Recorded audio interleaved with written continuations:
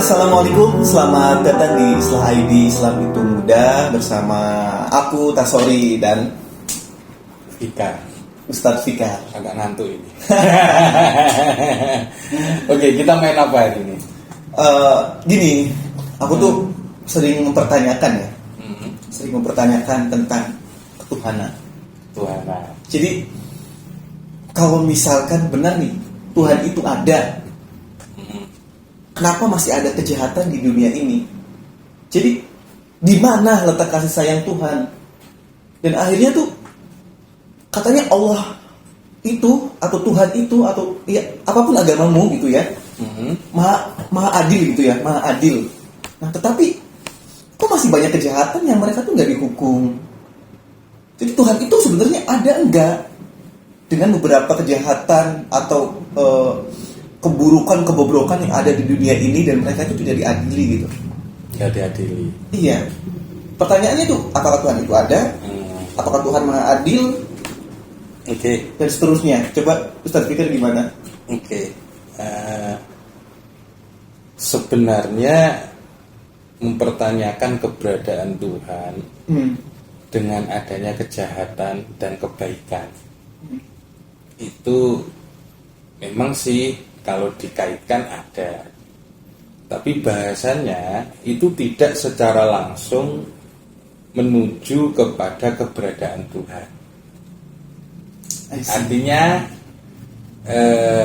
ketika itu dikaitkan dengan ketuhanan, ini sama halnya dengan membahas sesuatu setelah keberadaan Tuhan dengan kebaikan dan kejahatan. Misalnya gini, mempertanyakan keberadaan Tuhan itu lebih pasnya itu berkaitan dengan asal usul sesuatu. Ya kan? Nah, asal usul sesuatu. Nah, asal usul sesuatu itu kemudian dari mana, kemudian apa, kemudian mungkin nggak sesuatu itu ada dengan sendirinya, ataukah harus ada sesuatu yang abadi, ya, keberadaannya tidak terbatas oleh waktu, kemudian dia menciptakan seluruh benda-benda atau sesuatu yang lain di luar dia. Nah itu pembahasannya ke situ nanti. Lah soal kemudian ada kejahatan dan ada kebaikan, kenapa hal tersebut tidak dibuat baik saja? Iya. Nah itu kan logika manusia, ya kan? Bahwa manusia itu kemudian berpikirnya, kok kemudian menciptakan kejahatan? Memang kemudian apakah Tuhan itu harus sesuai dengan keinginan manusia ataukah tidak? Nah, gitu. Tuhan itu maha berkehendak. Selain berkuasa, dia juga berkehendak. Dalam sifatnya itu ada kudroh dan irodah, ya kan? Maka kehendak Tuhan itu jika kita batasi dengan akal kita, yang muncul pertanyaan ada. Oh, berarti yang muncul pertanyaan Anda karena keterbatasan. Yang muncul pertanyaan Anda. Langsung tersentil. Iya, yang muncul pertanyaan Anda. Karena kebebasan Tuhan, kekuasaan Tuhan, antum batasi sendiri dengan kenapa harus. Berarti kalau gitu Anda sebenarnya ingin mengoreksi kekuasaan Tuhan, gitu.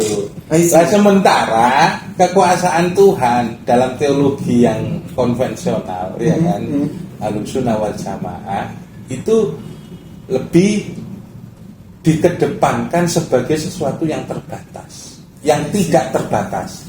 Innallaha ala kulli syai'in qadir. Terhadap segala sesuatu apa saja itu, ya, itu tidak ada batasnya. Itu. Jadi kalau kemudian kita berkata bahwa Tuhan itu kemudian harus berbuat baik saja dan tidak menciptakan kejahatan, Berarti di situ Anda membatasi kehendak Tuhan. Nah, itu teologi yang dikembangkan dalam Ahlussunnah wal Jamaah. I see. Begitu. Itu dari mana tuh? Asy'ariyah ya? Asy'ariyah seperti itu, membahas bahwa Tuhan itu berkehendak, berkuasa tanpa dibatasi. Oke. Sekarang begini dalam keadilan Tuhan itu. Ketika seseorang yang jahat dimasukkan ke surga, adil apa tidak? Enggak. Ya kan? Jelas tidak adil. Itu menurut pandangan Anda. Nah, gitu kan. Tapi siapa yang bisa membatasi Tuhan? Kan gitu kan. Nah, begitu juga ketika ada orang yang amalnya baik, lalu kemudian orang itu dimasukkan ke neraka, itu adil apa tidak? Ya.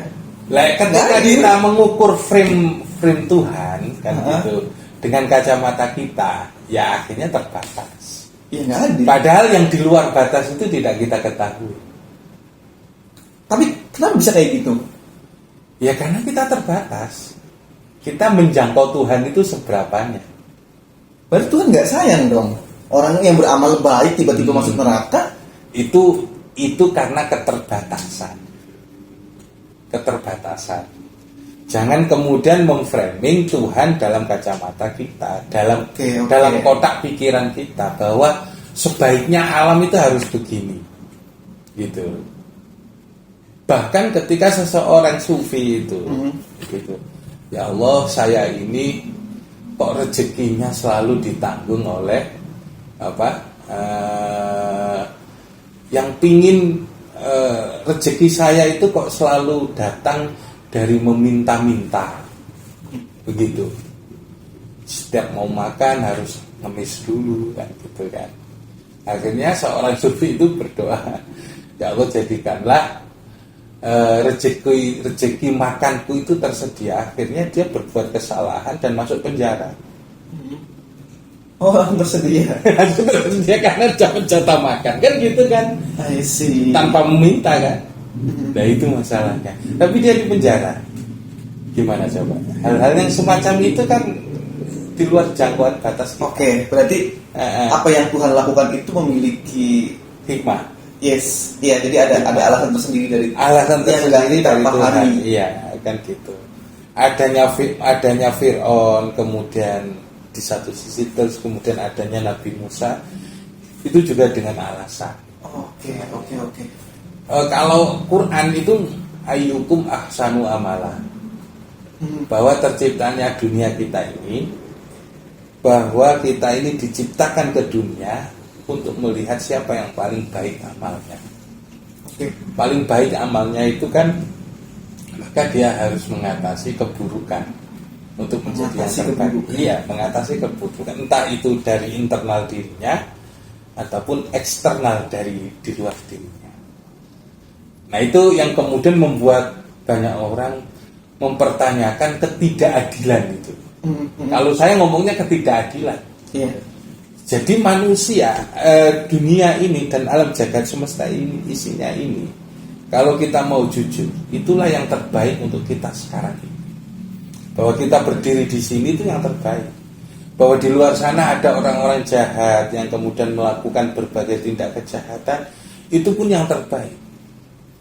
Tapi di situ kita juga harus paham bahwa ketika kemudian ada orang baik, pasti di situ ada orang jahat.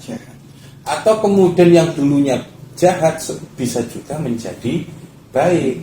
Lalu kemudian ada orang-orang baik yang kemudian menjadi jahat. Lalu orang yang jahat yang kemudian inilah yang menjadi baik ini yang akan melakukan pembalasan terhadap orang-orang yang jahat, yang asalnya dulu juga baik. Jadi mutar gitu saja.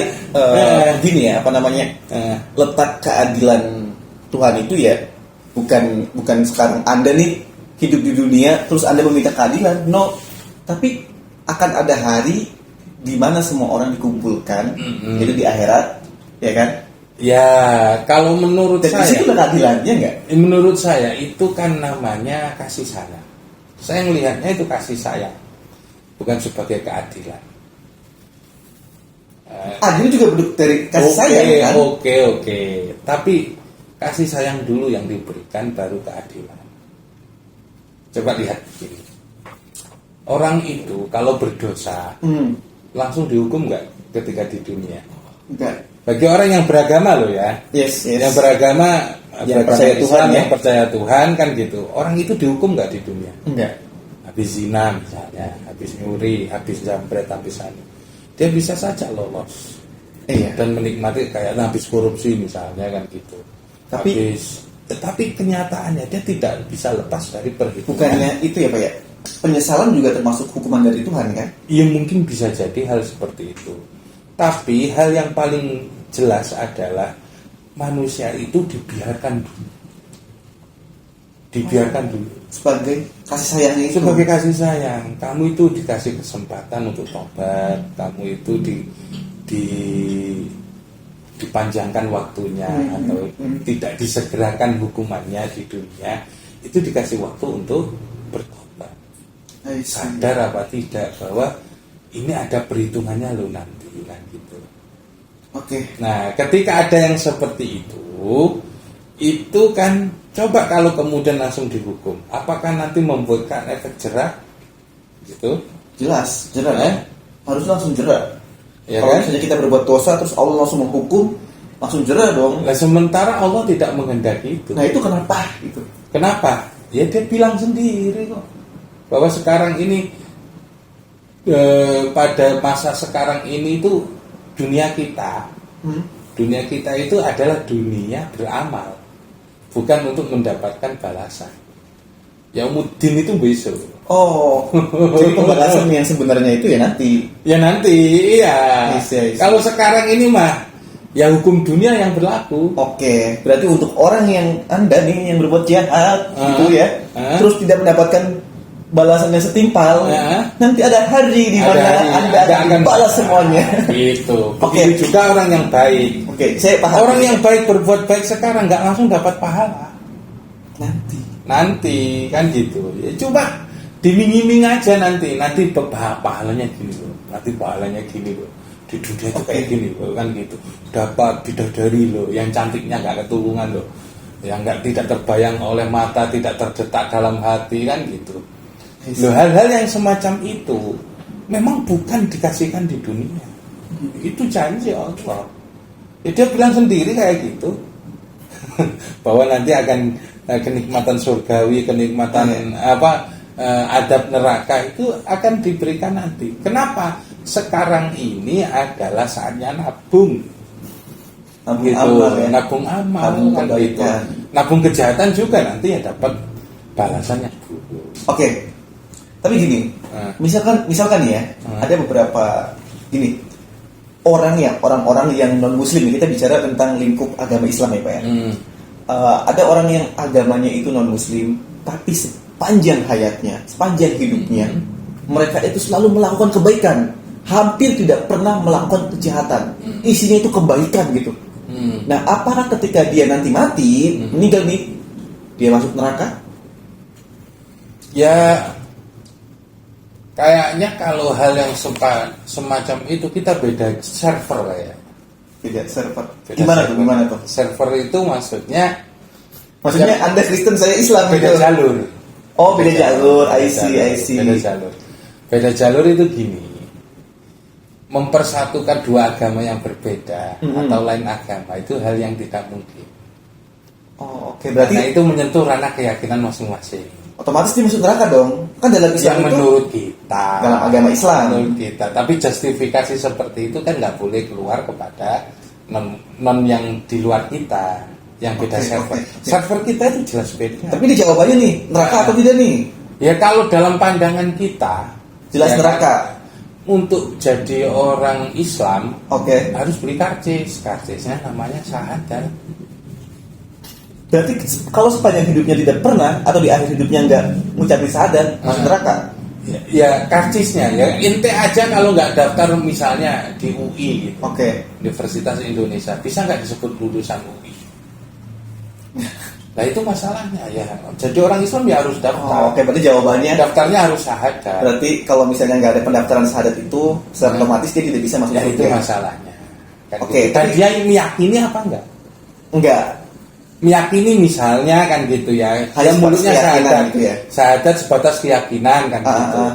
Itu jaminannya itu masih ada surganya. Oh, masih ada kemungkinan ya? Ada kemungkinan. Bukan ya, sesuatu yang meyakinkan bahkan. Oke. Sekalipun dia nggak pernah sholat kan gitu. Tapi pertanyaan selanjutnya nih. Tapi apakah mungkin orang yang tadi nih masuk neraka sedangkan Allah sendiri gitu ya, sedangkan Allah sendiri atau misalkan dianya sendiri itu tidak mendapatkan informasi terkait agama yang paling baik itu adalah Islam. Jadi pengetahuan tentang Islam itu tidak masuk ke dalam dirinya. Iya, oke. Itu gimana? Bahkan itu tidak berlaku. Maka dikembalikan kepada fitrah manusia. Fitrah manusia itu aslinya berketuhanan. Oke. Berketuhanan itu sampai yang kemudian tidak diajarkan akan Tuhan, pasti dalam dirinya yang paling dalam akan ada suatu keinginan untuk mengetahui jati dirinya. Dan mengetahui jati diri itulah adalah mengenal Tuhan. Bahkan seorang yang ateis pun itu dalam sisi bahwa dia ingin mengetahui jati dirinya dan dari mana dia berasal. Nah, mereka juga diberi pemikiran seperti itu. Jadi itu proses ya? Ya, itu proses. Maksud saya yang ingin saya katakan dari konsep seperti itu, kalau memang dia real, gitu kan, real untuk tidak mendapatkan petunjuk tentang ajaran Islam, maka dikembalikan kepada fitrahnya. Sementara fitrah manusia itu sendiri adalah bertauhid.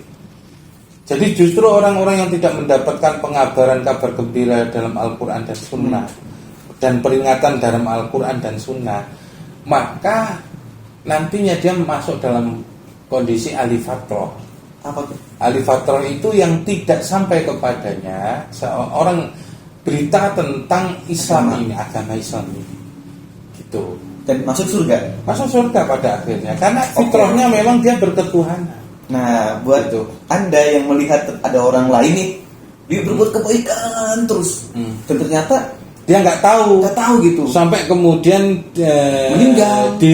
Yang meninggal, lah itu nggak masalah. Tapi kalau dia sudah mendapatkan berita tentang Islam, entah itu dengar dari radio, televisi, internet dan sebagainya, tapi dia tetap ingkar, lah ini yang kemudian disebut dengan non-muslim. Gitu. Atau kemudian istilah bahasanya itu adalah kafir. Gitu. Karena aku tuh selalu sedih ya. Jadi kalau misalnya ada di luar Islam itu agama lain yang kemudian mengaku bahwa dia mengikuti Tuhan yang ia yakini, atau taruhlah di luar Islam kan gitu, maka ya surganya ya surga mereka. Kalau saya mengatakan apakah itu jadi keyakinan, makanya untuk keyakinan kayak gini ini sekali beda server, jangan dicampur adukkan. Nanti timpang nanti kan gitu. Misalnya kan nirwana kan ada orang Hindu, ada orang Buddha kan gitu. Apakah konsep seperti itu ada di dalam umat Islam? Ya nggak tahu. Kitab Al-Qur'annya orang Islam itu Al-Qur'an. Tapi kemudian pemahamannya itu bahwa orang yang baik itu adalah mendapatkan surga. Nah, itu yang kemudian ada. Lah sedangkan yang di luar Muslim yaitu kalau kita bahas nanti kita akan salah. Ya, kenapa kamu gak masuk Islam? Ya saya yakinnya ini. Kalau sudah kayak gitu lah ikraha fiddin. Bahkan yang dikhawatirkan itu ketika kita bicara agama lain gitu ya, itu kan salah satunya bisa menimbulkan huru hara. Ya, sentimen. Kayak kemarin kan kasus yang orang Kristen terus bilang ngobrol tentang agama lain gitu, dan akhirnya itu kan jadi menyinggung kan gitu. Dapat potensi. Kecuali memang itu di arena debat yang kemudian saling memahami, tapi itu pun harus dilakukan dengan memahami. Gitu, dengan cara yang terbaik. Begitu, bukan kemudian saling mengejek gitu. Nah, kalau saling mengejek salah nanti. Gitu. Mudah dipahami. Iya, mudah dipahami. Jadi kesimpulan dari pertanyaan itu sudah menjadi hikmah Tuhan. Kebaikan dan keburukan diciptakan sebagai mata uang yang berbeda, sisi mata uang yang berbeda, itu agar dunia ini berjalan gitu.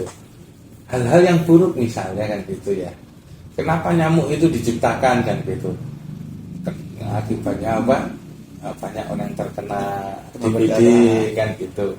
Terus kemudian binatang-binatang, serangga dan sebagainya, itu sebenarnya dari sisi lain itu juga memberikan keuntungan bagi manusia.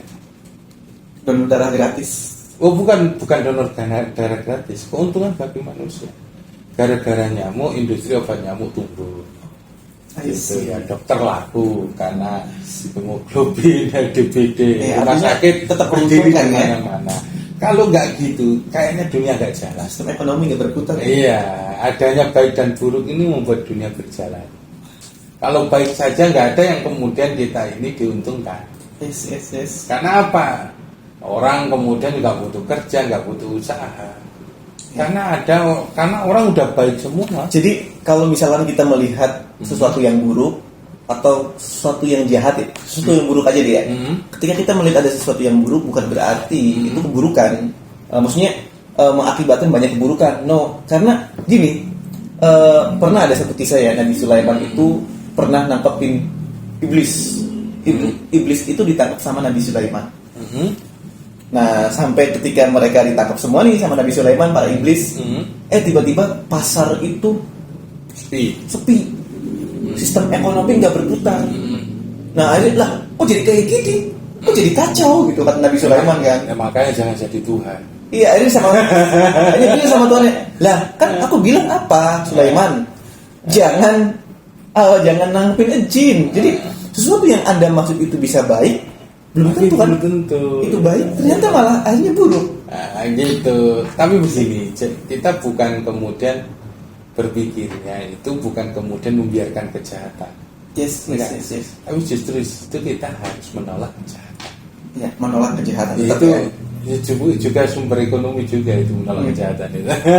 Polisi, iya kan? Polisi, tentang atau aparat-aparat dan sebagainya itu kan menciptakan sistem tersendiri bagi bagi rezeki orang. Nah, tapi ya bagaimana itu kemudian diminimalisir gitu. Kalau untuk membersihkan maling dari dunia ini kan nggak mungkin. Yang penting dibersihkan aja masih banyak kan gitu kan. Nah, ya kita kan dari dulu kan dunia ini rame untuk makmur itu ya karena ada jin dan manusia, ada setan dan malaikat kan gitu. Karena memang dualisme itu adalah ciptaan Tuhan kan gitu.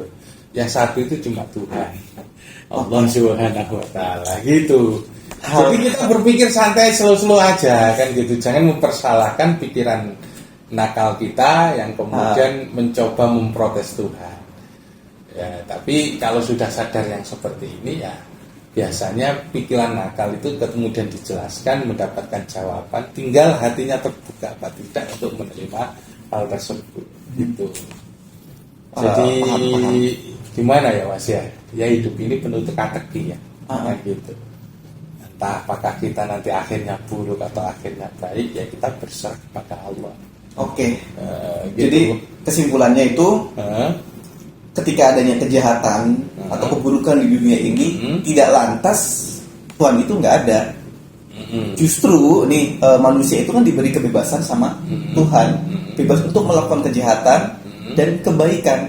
Nah, ketika misalkan ada koruptor yang mereka aman-aman saja, terus mereka tetap nggak diadili, lah letak keadilan yang mana yang Anda inginkan? Nafsu Anda sendiri kah? Nah itu. Ya kan? Atau keadilan yang ditentukan oleh Tuhan, yaitu di akhirat kelak.